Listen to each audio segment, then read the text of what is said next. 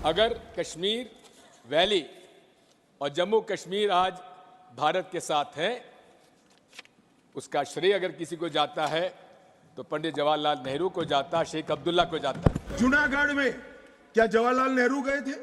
हैदराबाद में जवाहरलाल नेहरू गए थे? लक्षद्वीप में जवाहरलाल नेहरू गए थे? जोधपुर में जवाहरलाल नेहरू गए थे?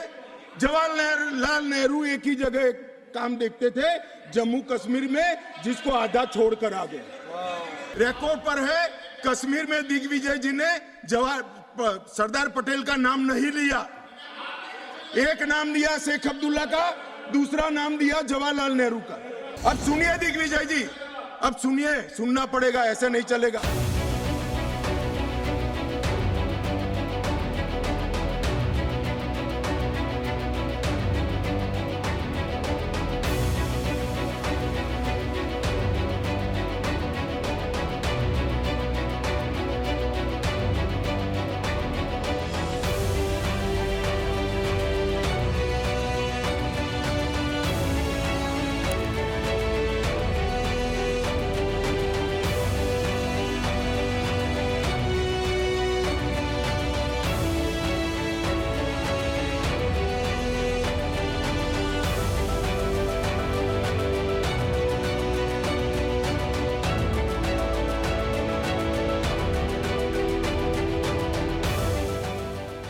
अगर कश्मीर वैली और जम्मू कश्मीर आज भारत के साथ है, उसका श्रेय अगर किसी को जाता है तो पंडित जवाहरलाल नेहरू को जाता, शेख अब्दुल्ला को जाता।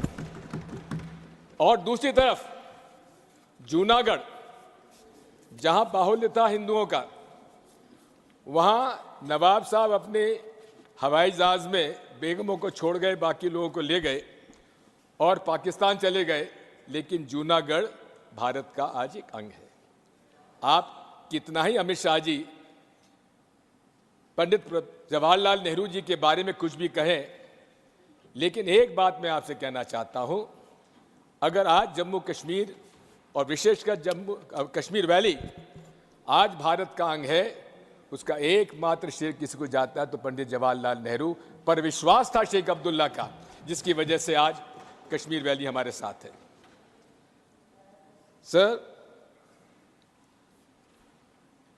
आर्टिकल 370 के बारे में बहुत सारी बातें कही गई, आतंकवाद समाप्त हो जाएगा, लेकिन आर्टिकल 370 में बचा क्या था?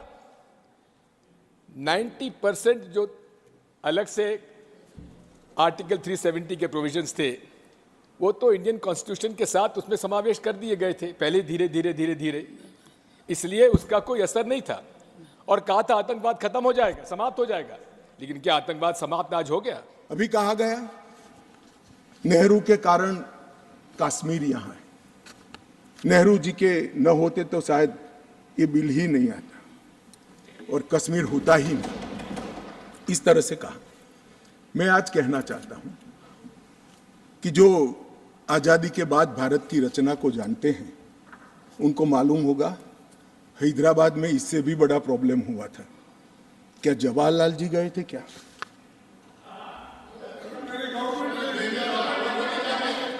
तो यहां गवर्नमेंट नहीं, यहां नेहरू। क्या कर रहे हो खड़गे जी? अभी भी वापस आओ।